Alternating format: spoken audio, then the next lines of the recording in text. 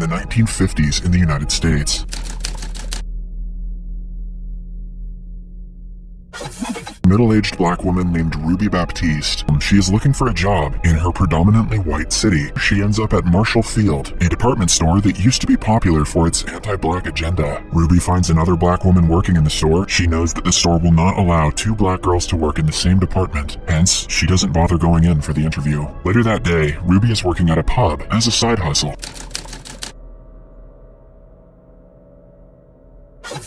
A white man catches Ruby's attention. He even pays for her drinks, an act that intrigues her. Ruby introduces herself and asks him what his intentions are. The man's name is William, and he claims that he has no bad intentions towards her. As they talk, the topic of being a black woman in America is brought up. By the end of the night, it is evident that William fancies Ruby, which is uncommon because of their races. Ruby takes the chance and decides to come home with him. Soon, things get steamy, and they end up making love on the steps. Then comes the morning. Ruby wakes up and gets a look at her arms, which have burned white. Shocked, she walks up to the mirror to discover that she has completely turned into a white woman. She freaks out and goes outside in just a robe, but unlike usual, no one pays much attention to her. While frantically trying to make sense of the situation, she bumps into a black kid. He drops his popcorn everywhere, but the white cops nearby restrain him instead of Ruby.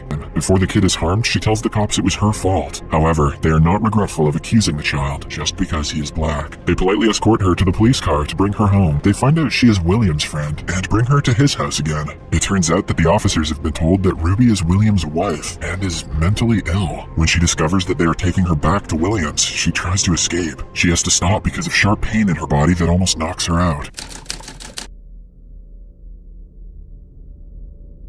In the following scene, William brings her inside a room and lays her down on the floor. Ruby is still screaming in pain, oblivious to what is happening to her body. Then, her bones crackle, and she starts transforming into her older self. Her skin sheds, and it is revealed that she is the same Ruby under her white skin. After the situation dies down, Ruby is still weak, so she rests on his bed, while William tells her what is going on. He starts by explaining metamorphosis, a process that changes a caterpillar into a butterfly. The same process can be performed in humans, which is how Ruby turned into a white woman. He further explains that the potion is not scientific, it is magical. Just when he says this, black butterflies fly above Ruby. Some years ago, William was working to apply metamorphosis to humans, but his practice was laughed at because it didn't seem practical to his colleagues. That was only until he met a man who had a secret to the universe, and who gave him the potion.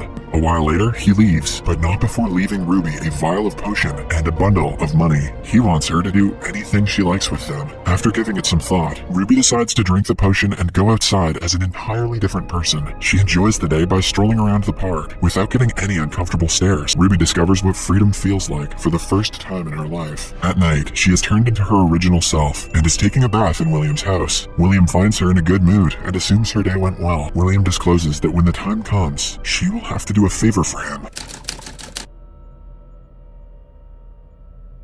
The following day, Ruby changes her name to Hillary and applies for a job at the same department store that she couldn't get as a black woman. She is interviewed by the general manager, Paul. Her resume is impressive because she has studied and worked hard to succeed as an African-American woman. Paul offers her a job as an assistant manager. As Paul continues to chat, Ruby feels herself transforming back to her original self. She quickly makes up an excuse and escapes the situation. Thankfully, she manages to get into an elevator before fully turning. Later that week, she starts working as the assistant manager, a position so high not even the most qualified black woman could acquire it. Paul welcomes her by kissing her hand and is overly friendly to her sometimes. But since Ruby is drowning in the high of being white, she hardly notices his advances. After that, she goes to Tamara. Ruby makes sure to remind Tamara that she has been appointed because of her qualifications, and she shouldn't let anyone undermine that. In reply, Tamara reveals that she is a high school dropout. The confession sends Ruby into a moral dilemma. Later on, Ruby is with her female colleagues in the back room, trying on clothes and dancing together. The white women are shocked at how well she dances. Upon finding out that she has been to a club in a predominantly black area, they urge her to take them as well. Ruby is shocked because she had thought white women would dread being around black people, but it turns out they are interested in black culture. The following day, Ruby finds Tamara not doing her job right. She scolds the girl, saying that she can only be an asset to her race if she is better at her job. Since it is coming from a white woman, Tamara thinks the message is condescending and racist. As Ruby continues yelling at her, Paul interrupts them, asking if everything is alright. Ruby immediately composes herself. After work, Paul, Tamara, Ruby, and the three white women go to of the club. Listening to her white colleagues talking about black people and culture, Ruby feels disheartened. When no one is looking, she goes outside and breaks the vial of potion with her hands. This turns her back into a black woman, and she feels much better than she did earlier. Just then, she hears a noise in the background. Upon peeking through a hole, she sees Paul forcing himself onto Tamara. This reminds Ruby of all the times he has looked down upon Tamara, calling her names behind her back and insulting her for being black.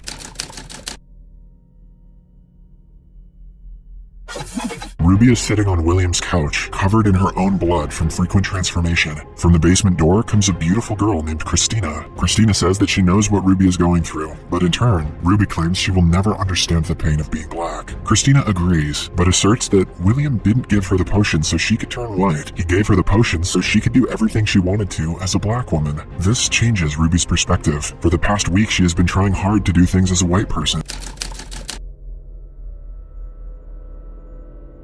Ruby turns into Helen for the last time and goes to the office to hand in her resignation. Paul is shocked that Ruby explains that she is attracted to Paul, and the only way for her to be together with him is as a lover, not as his employee. She ties his hands and pulls his pants down. As Paul looks at her in anticipation, she ties his belt around his neck, notices her eyes are changing colors. He asks her to stop, but she ignores him, and she proceeds to assault him with her stiletto heel. By the end of the torture, her white skin is completely peeled off. The following scene, Ruby finds William at home, coming out of the basement. She has seen him and Christina come and go from the basement several times. She inquires what is going on down there. Suddenly, William falls to the ground in pain. To Ruby's shock, he goes into metamorphosis and turns into Christina. It is then revealed that Christina is her true form, and she turns into William because of the potion. She brings Ruby into the basement, where the real William and Hillary are attached to machines. Christina uses their blood to create the potion, where Christina was a scientist, working with a group of men who never believed in her. She was also discriminated against because of her gender, so she changed herself into William and reached an immense height of success. Ruby is shocked, realizes that Christina has lost herself because of the magic. She also comes to terms that she doesn't need the potion anymore because she doesn't want to be white.